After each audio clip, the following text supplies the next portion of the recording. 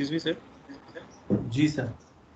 Sir हमने इसका जो पीरियोडिक प्रॉपर्टी थी उसके लिए हमने ओमेगा प्लस 2 पाई डाल के चेक किया था ना। तो अगर हम ओमेगा प्लस 3 पाई या 4 पाई आगे कुछ और डालें तब भी यही आना चाहिए। आफ्टर एवरी 2 पाई वो रिपीट होना शुरू हो जाती है, ठीक है। आफ्टर एवरी 2 पाई वो रिपीट होना शुरू हो जाएगी। सर अगर हम कुछ और भी डालें, अगर 3 पाई 4 पाई वगैरह डालें फिर भी?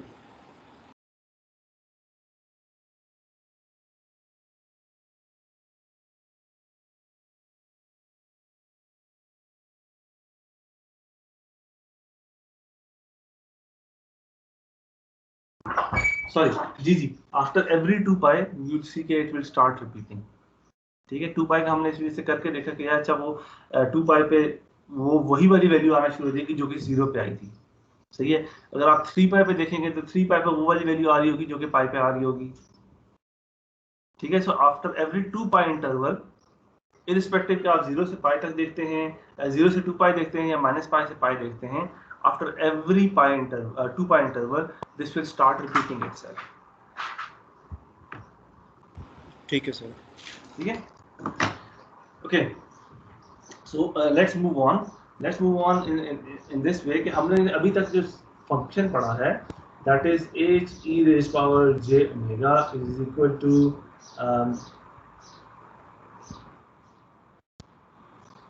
summation x of n e raised power minus j omega n, okay, where n is equal to minus infinity to plus infinity. इसका जो रिवर्स फंक्शन है that is x of n is equal to 1 over 2 pi integral x e raised power j omega e raised power j omega n d of omega, where this summation is minus pi to pi, क्योंकि हमें पता है कि after every 2 पाई जो है वो repeat होना शुरू हो जाता है, तो इस वजह से इसको हम सिर्फ माइनस पाई से पाई तक इंटीग्रेट करते हैं। So this is the forward Fourier transform and this is for the reverse calculation of the reverse transform. अब ये वाला जो है x of n को x e raised power j omega में कन्वर्ट कर रहा है, sorry let's write it as x, और दूसरे वाला जो है x e raised power j omega को x of n में कन्वर्ट कर रहा है। अच्छा, ये 1 over 2 pi, this is because of a formula जो कि मैथमेटिकल फॉर्मूला है and this thing is called discrete time Fourier transform, ठीक है। This is a mathematical formula जो कि फोरियर साहब ने बनाया था, और इसको हम लोग काफी ज्यादा कॉमनली यूज करते हैं to see the effect of every exponential in the Fourier group, ठीक है। अच्छा, अब दिस इज क्वाइट इंपॉर्टेंट कि हम लोग इन चीजों को देखें कि अच्छा यार आप फोरियर ट्रांसफॉर्म फॉरवर्ड कैसे ले सकते हैं और रिवर्स कैसे ले सकते हैं, ठीक है। कल के लेक्चर में इंशाल्लाह वील सी कि यार इस फोरियर ट्रांसफॉर्म की प्रॉपर्टीज क्या होती हैं, ये कौन सी प्रॉपर्टीज को ओबे करता है, इसमें लिनियरिटी कैसे होगी, एसोसिएटिविटी कैसे होगी, अगर आप इनपुट्स को ऐड करें तो आउटपुट्स पे क्या होगा, अगर आप इनपुट को शिफ्ट करें तो आउटपुट पे क्या होगा, अगर आप इनपुट पे कन्वॉल्व करें तो आउटपुट पे क्या होगा। इस तरह की जितनी प्रॉपर्टीज हैं इनको हम कल के लेक्चर में पढ़ेंगे। लेकिन आज हम क्या करते हैं कि वी से अच्छा ठीक है, इसका मतलब है कि हम बड़ी आसानी से बेस्ड अपॉन दिस इंफॉर्मेशन जो कि अभी तक हमने गैदर कर ली है, तो what we can say is कि हमारे पास जो भी सिग्नल है उसको अगर एक इंपल्स है, this is let's say omega and this is at pi by 6, उसका 2 पाई जो है एम्पलीट्यूड है, तो आई कैन से कि यार दिस इज एक्सपोनेंशियल टर्म्स में this is 1 e raised power j pi by 6 n, ठीक है। This is the impulse, this is the exponential, ऐसे ही है ना, ये exponential of frequency pi by 6। अगर मैं इसको as the form of impulse लिखना चाहता हूं तो I can write it down कि ये इसका मैग्नीट्यूड है 2 pi delta of omega minus pi by 6, ठीक है। So from here this we have derived every exponential we can write it as a impulse, और जो कि फ्रीक्वेंसी डोमेन लेके इम्पल्स है, इसको हम कंबाइन कर सकते हैं। अच्छा, इसमें एक बड़ी इंटरेस्टिंग सी चीज है which is let's say we look at this thing, a cosine of pi by 6 at pi by 6 n, इसमें कितने एक्सपोनेंशियल्स हैं?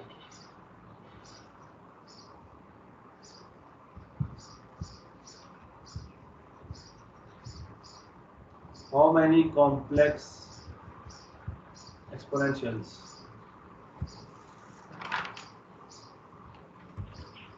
n times कितने? n times होंगे 10. no sir n times N. Okay. Let's have a look.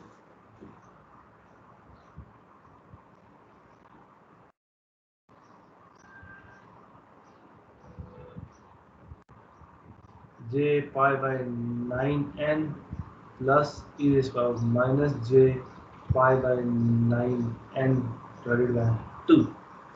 ये formula होता है ना इसका?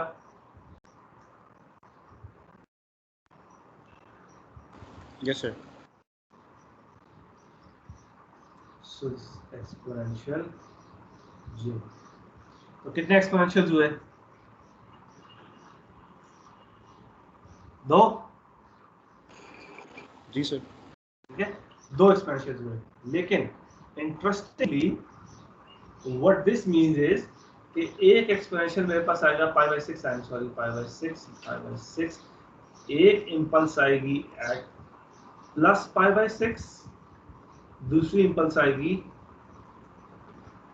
Minus pi by 6 of magnitude pi.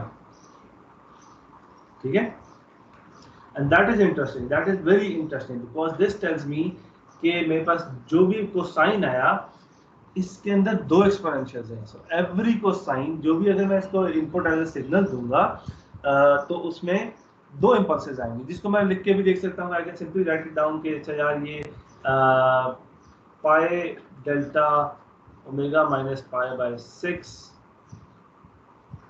Plus pi delta omega plus pi by 6, ये 2 एक्सपोनेंशियल्स हैं। ठीक है, what does that mean? That means कि एनी रियल सिग्नल, जो भी आप रियल सिग्नल लेंगे जिसको आप एक्सपोनेंशियल्स की फॉर्म में रिप्रेजेंट कर रहे हैं, हमें पता है हम रियल सिग्नल को, किसी भी रियल सिग्नल्स को in the form of some of exponentials represent कर सकते हैं। ठीक है, जब हम उसे सम ऑफ एक्सपोनेंशियल्स रिप्रेजेंट कर सकते हैं, दैट मीन्स कि एवरी सिग्नल जो कि आप एक किसी भी यूज कर रहे होंगे उसमें there will be 2 components, a positive component and a negative component.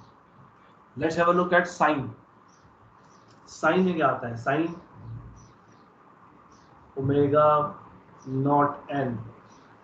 This is equal to e raised to power j omega naught n minus e raised to power minus j omega naught n divided by 2. So इस वाले case में ये omega naught पे पाई की peak आएगी और फिर minus omega not पे माइनस पाई की पीक आएगी। ठीक है,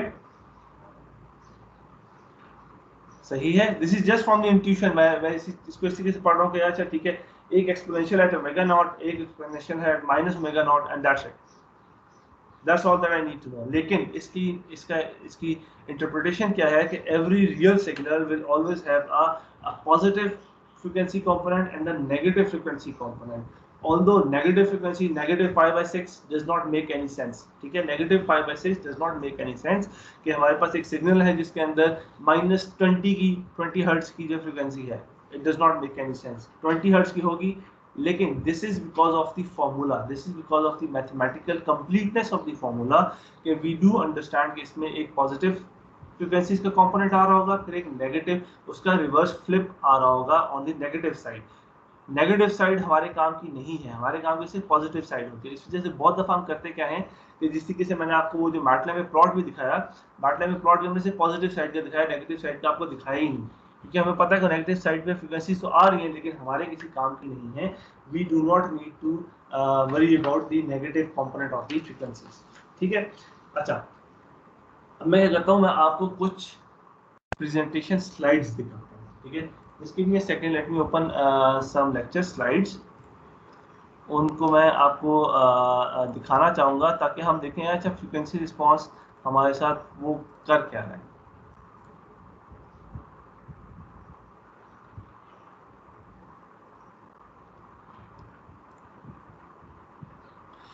ओके, ये कुछ चीज़ें हम लोगों ने पहले से पढ़ ली हुई हैं, तो I just skip over them. Okay, 5G में फ्रीक्वेंसी जब भी डिजिटल कम्युनिकेशन हो रही होती है, इसको हम अगले लेक्चर में भी पढ़ेंगे कि डिजिटल कम्युनिकेशन में Fourier transform is Paramount, it's very very important, बहुत ज़्यादा हम लोग इसको यूज़ करते हैं। अच्छा, ये वाली जो एग्जांपल है, दिस इज कि जो जेपेग है, आप लोगों को पता है कि आप इस वक्त एक इमेज को स्टोर करते हैं, तो यूजुअली अगर आपके कैमरा पे लिखा हुआ है 10 मेगापिक्सल, 20 मेगापिक्सल, 30 मेगापिक्सल, लेकिन आपका जो इमेज है वो साइज का नहीं बन रहा होता, बहुत छोटे साइज का बन रहा होता है। तो आपका इमेज का क्या होता है कि you actually look at the image, उसका वो फोरियर ट्रांसफॉर्म लेता है और उसके फोरियर कंपोनेंट्स को सेव कर रहा है, उसके एक पोर्शन ऑफ फोरियर कंपोनेंट्स को सेव कर रहा है। इसकी मैं अभी थोड़ी देर में आपको एग्जांपल देता हूँ कि what do I mean by portion of a Fourier component, but this is something जो कि फ्रीक्वेंसी ट्रांसफॉर्म, फोरियर ट्रांसफॉर्म को जेपेग के अंदर बहुत एफिशिएंटली यूज किया जाता है to reduce the size of the images.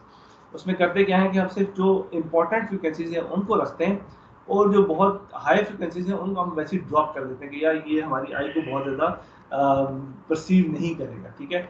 As an example, ये जो image है on the left, that is an original image. On the right, that only has the 2.5% of the frequency components. And you can still see कि make out दिख रहा है ये image क्या है, सिर्फ 2.5% आपने रखा है, बाकी सारा का सारा ड्रॉप कर दिया, 97.5% ड्रॉप कर दिया, still you are able to recognize the image, ठीक है। So you can see कि यार अच्छा frequency components के कितनी ज़्यादा powerful हैं। अच्छा, एक जो बहुत इंटरेस्टिंग सी चीज होती है, that is in your communication, जो कम्युनिकेशन चैनल है उसके अंदर जो one of the most expensive commodity in the world is the frequency band. ये जो आपके जीएसएम की कम्युनिकेशन के बैंड हैं, 3G कम्युनिकेशन के बैंड हैं, ये लिटरली मिलियंस ऑफ डॉलर्स में जो है वो सेल होते हैं। अभी जो recently what is planned is 5G की option that is planned, which is where the PTA, our telecommunication authority, is expected to earn somewhere like 300 to 500 million dollars। तो सिर्फ एक छोटा सा बैंड जो है वो इतने एक्सपेंसिव जो है वो सेल होता है, जिसके अंदर that is used for the communication. अच्छा, ये मैं भी आपको एक मिनट बताता हूँ। I want to give you some examples. Okay, so let's have a look at this example. So this is an example जिसमें on the left you can see कि ये सिर्फ वो है कि एक black pattern, white pattern, black pattern, white pattern, black एक sinusoid किस्म का सिग्नल है, ठीक है, जिसकी फ्रीक्वेंसी कुछ एक स्पेसिफिक फ्रीक्वेंसी का सिग्नल है जो कि कॉन्स्टेंटली चेंज होता जा रहा है, ठीक है। अगर इसको आप फोरियर ट्रांसफॉर्म लेते हैं, so you find ये सेंटर में जो वैल्यू है, sorry pen enabled, let me enable the pen, okay, this center value is the DC value और बाकी ये जो है ये पॉजिटिव कंपोनेंट है और ये इसका फ्लिप वर्जन नेगेटिव कंपोनेंट है, ठीक है। क्योंकि ये फ्रीक्वेंसी है, it's a sinusoid, we can see कि चाहिए पॉजिटिव हुई था negative, positive negative, positive negative, positive negative, तो दिस इज दी साइनसॉइड जो कि हमें नजर आ रही है। अगर आप इसको किसी इमेज पे अप्लाई करें the outputs of Fourier transform of our image. So ये Fourier transform, this is the output of this image, this is the output of this image. अच्छा, अब interesting part is कि अगर आपको सिर्फ Fourier transform दे दिया जाए इस image का, so you cannot make out much out of this image, ठीक है। इसका आप कुछ बहुत ज़्यादा बना नहीं सकते, लेकिन अभी I'll show you an example कि जिसमें हम करेंगे ये कि कि एग्जाम्पल जो मैं भी आपको दिखाता हूँ, एग्जाम्पल ये है कि हम इसको कुछ चीज़ों को कुछ फ्रिक्वेंसीज को हम ड्रॉप करते हैं और उन फ्रिक्वेंसी को ड्रॉप करने के बाद वील सी कि हमारे पास आउटपुट क्या आती है, ठीक है। So if you look at this next example, तो हमने किया ये, इस इमेज को हमने इसमें ट्रांसफॉर्म किया, इस इमेज के हमने सिर्फ आउटर पोर्शन को रखा, इनर पोर्शन को रखा, जो कि हमें पता है कि यार ये हैं जो कि हाईएस्ट फ्रीक्वेंसीज हैं, ठीक है। और इसको जब हम इनवर्स फोरियर ट्रांसफॉर्म लेते हैं, so this is the image that we get and you can make out, अच्छा ठीक है, almost you can make out the image, लेकिन इस इमेज में से डिटेल्स खत्म हो गई, ठीक है, the details are gone from this image, but you can still make out the image, सही है। आपने ये चीज़ आप कर सकते हैं कि यार you can still make out the image, लेकिन आपकी फ्रीक्वेंसीज जो हैं वो नंबर ऑफ सैंपल्स जो कि आपने स्टोर करने हैं they have been reduced a huge number of time, ठीक है।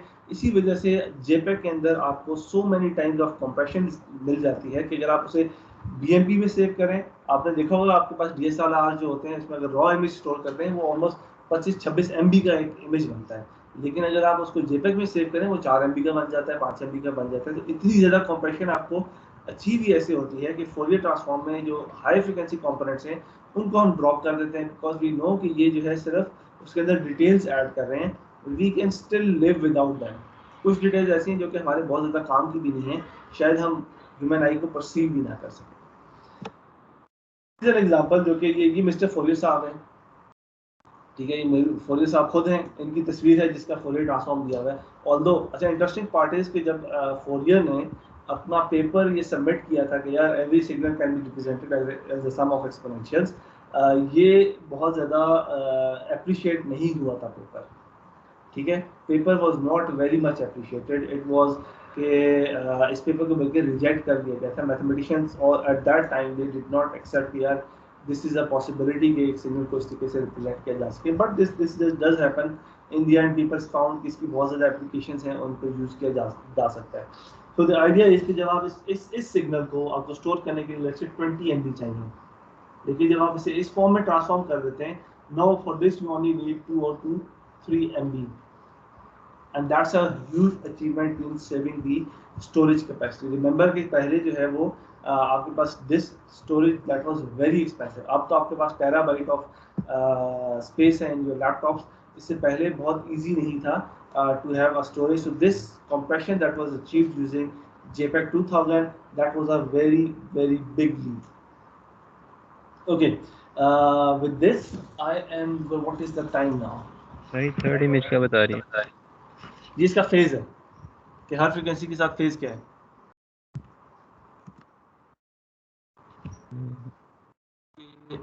आगे हम आ जाएंगे प्रॉपर्टीज पे। प्रॉपर्टीज में अगली नेक्स्ट क्लास में कवर करना चाहता हूँ।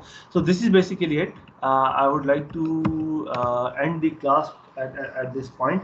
अब इससे पहले ये कि हम इसको एंड करें, we want to ask you any questions. If you have any questions you can ask now.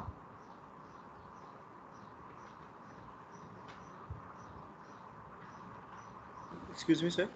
जी जी सर, हम क्लास में फॉरवर्ड फोरियर ट्रांसफॉर्म और रिवर्स फोरियर ट्रांसफॉर्म की एग्जांपल्स करेंगे?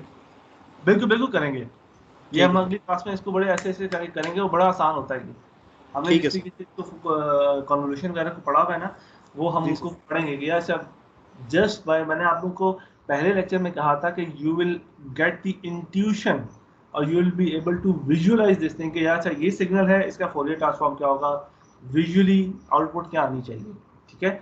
और ये चीज़ हम लोग अगली क्लास में करके देखेंगे, जिसमें हम इसके प्रॉपर्टीज को पढ़ेंगे कि यार फोरियर की प्रॉपर्टीज क्या क्या होती हैं, ठीक है। But just remember this thing कि Fourier transform, if I can, let's just very quickly do one thing कि let's say we have e raised power minus j omega naught n, और इसके अंदर हम ओमेगा पुट करते हैं, omega naught is equal to pi by 4 जो हमने पहले पढ़ा हुआ है प्लस 2 पाई, ठीक है। This is what I want to see कि मेरे पास आंसर क्या आता है। तो e raised power minus j pi by 4 plus 2 pi n is equal to e raised power minus j pi by 4 n multiplied by e raised power minus j 2 pi by n, and I know that this is cosine of 2 pi minus j sine of 2 pi. This is 0, this is 1, and I get e raised power minus j pi by 4n, ठीक है। वही exponential जो कि पाई by 4 पे था, 2 पाई पे भी वही आ रहा है, ठीक है। पाई बाय 4 प्लस 2 पाई पे एग्जैक्टली वही एक्सपोनेंशियल दोबारा से आ रहा है। तो अगर आपके पास यहाँ पे 0 एंड दिस इज लेट्स से पाई, this is 2 pi, so pi by 4 पे यहाँ पे जो एक्सपोनेंशियल आ रहा था, इस जगह पे भी वही एक्सपोनेंशियल दोबारा से रिपीट हो रहा है, ठीक है। Similarly bye virtue of this thing repetition ये यहाँ पे रिपीट होगा, इधर भी रिपीट होगा, इधर भी रिपीट होगा, and it will keep on. ठीक है, तो this is a very important property कि डिजिटल फ्रीक्वेंसीज में आपका सिग्नल जो है वो रिपीट हो रहा होता है, it keeps on repeating after every 2 pi. ठीक है, and that's an important thing, number one. Second thing is कि because we are giving it exponentials which are cosines and sines, sin उससे हम लोगों ने निकाला था कि there is a positive spectrum and there is a negative spectrum, and because negative spectrum हमारे बहुत ज़्यादा काम का नहीं होता, लेकिन because it is coming out because of the mathematical formulation, इस वजह से we know कि हमारे पास positive spectrum आएगा, negative spectrum आएगा, we don't need to worry about the negative spectrum, we only need to worry about the positive spectrum, and these are the 2 takeaways of today's lecture. ठीक है sir yes sir. जी sir. ये जो हम image compression कर रहे थे इसमें हमने ये किया था ना कि जो हाई फ्रिक्वेंसी इसको हम डिस्कार्ड कर देते हैं, जी ऐसे किया था। तो इसमें हम इसकी फोरियर ट्रांसफॉर्म का क्या लिंक है, हमने ये क्यों लिया था? फोरियर ट्रांसफॉर्म के लिए जी हम देखना चाहते हैं ना कि इसके अंदर फ्रीक्वेंसीज क्या क्या अवेलेबल हैं। ठीक है, अमूमन क्या होता है, देखें जब भी आपका कोई सिग्नल है ना उसमें जो शार्प चेंज आता है ना वहाँ पे हाई फ्रीक्वेंसीज होती हैं। ठीक है, शार्प चेंजेस वहाँ पे होते हैं जहाँ पे एजेस होते हैं। ठीक है, तो फ्रॉम दिस इज अमूमन आपके इमेज के अंदर कंटेंट्स या लो फ्रीक्वेंसी कंटेंट्स ज़्यादा होते हैं, हाई फ्रीक्वेंसी कंटेंट्स कम होते हैं। जैसे मैंने अभी आपको मैटलैब के अंदर फोरियर ट्रांसफॉर्म वॉइस का फोरियर ट्रांसफॉर्म लेके दिखाया था, तो मैक्सिमम कंटेंट्स जो है वो 2 किलोहर्ट्ज़ से नीचे थे। So these are the low frequency contents, और 2 किलोहर्ट्ज़ से ज़्यादा के आगे के जो कंपोनेंट्स हैं वो बहुत कम है। ठीक है, these are the high frequency contents. अब हम क्या कर सकते हैं, we can by this, by virtue of this knowledge कि यार आपके लो फ्रीक्वेंसी कंटेंट्स आपके सिग्नल में ज़्यादा होते हैं, हाई फ्रीक्वेंसी कंटेंट्स कम होते हैं, तो हम हाई फ्रीक्वेंसी कंटेंट्स को ख़त्म कर सकते हैं। We can put them to zero. अगर हम उनको जीरो पुट करते हैं तो उससे क्या होता है कि आपके एजेस तो थोड़े ख़राब हो जाते हैं, लेकिन आपको कंप्रेशन बहुत ज़्यादा अचीव हो जाती है। ठीक है, so there is a balance that you have to find कि आप कितनी कंप्रेशन करें और आपका इमेज की क्वालिटी भी बहुत ज़्यादा ख़राब ना हो, कि वो विजुअली अंडरस्टैंडेबल रहे कि यार इमेज उसी ऑब्जेक्ट है जो कि आपने पहले दिखा था। ठीक है, तो इसी वजह से कंप्रेशन जेपेग के अंदर देयर इज अ बैलेंस कि आप कितनी ज़्यादा कंप्रेशन करते हैं। आप उससे ज़्यादा भी कंप्रेशन पे लेके जा सकते हैं, देयर आर टूल्स जो कि आपको बहुत ज़्यादा कंप्रेशन करके दे देते हैं, लेकिन उससे ये है कि आपका इमेज जो है बहुत ज़्यादा डिस्टॉर्ट हो जाता है। Okay sir. सर एक बात की समझ नहीं आई कि अगर हमारे पास हाई फ्रिक्वेंसी कंटेंट्स कम होते हैं तो फिर इसको डिस्कार्ड करने में इतना साइज क्यों कम हो जाता है? आप अच्छा, मैं बताता हूँ आपको। अब आपका ये है कि आपने पहले एक इमेज के लिए आपका था 200 क्रॉस 200 का इमेज। ठीक है, उसके पर पिक्सल आपने कितनी बाइट स्टोर करनी थी?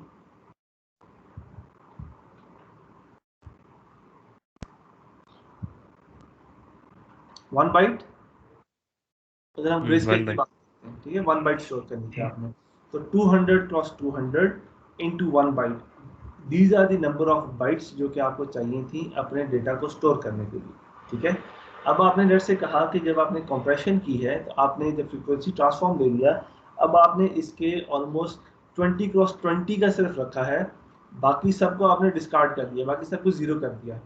ठीक है, अब आपको नंबर ऑफ बाइट्स कितनी चाहिए स्टोर करने के लिए? 20 क्रॉस 20 इंटू 1 बाइट। ठीक है, जी सर। तो 100 टाइम्स जो है वो कंप्रेशन अचीव होगी, क्योंकि बाकी सब तो जीरो है। जीरो को तो स्टोर क्या करना है आपने? There is no information into zero, तो that is the only information that you need to keep. ये सारे जीरोस हैं। सही है, सर इस वजह मतलब से 180 क्रॉस 180 का था हाई फ्रिक्वेंसी कंटेंट्स, जी जी, ज़्यादा हुआ ना, फिर काफ़ी ज़्यादा है। तो वही फ्रीक्वेंसी कॉन्टेंट्स काफी ज्यादा थे ना, लेकिन हमने उन सबको ड्रॉप कर दिया। सही है, मैक्सिमम इंफॉर्मेशन हमने रख ली। जैसे मैंने आपको भी कुछ इमेजेस दिखाए थे, let me show it to you again, screen number 2।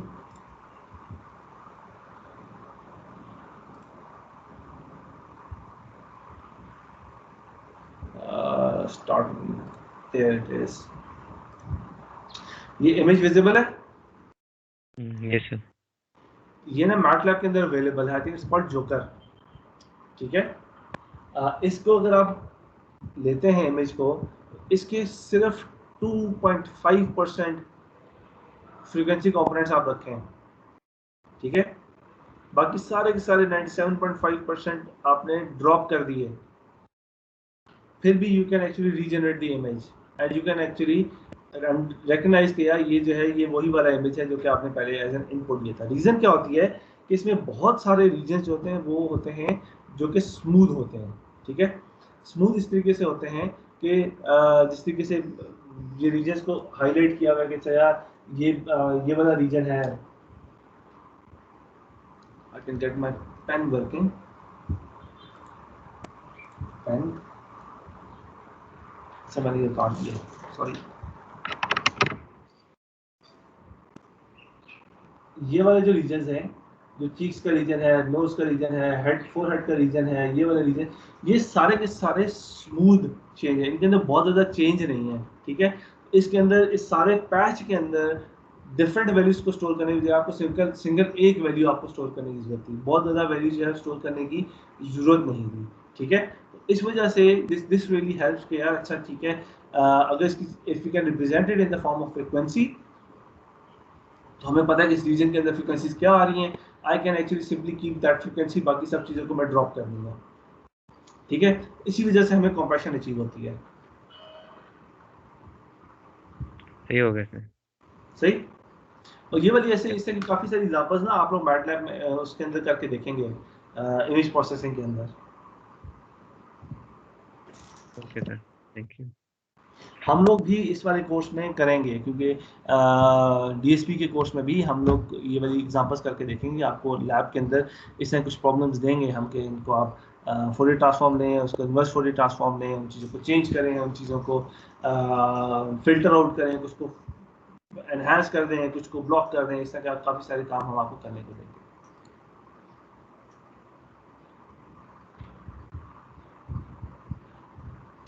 ठीक है, if there are no more questions then we end today's class.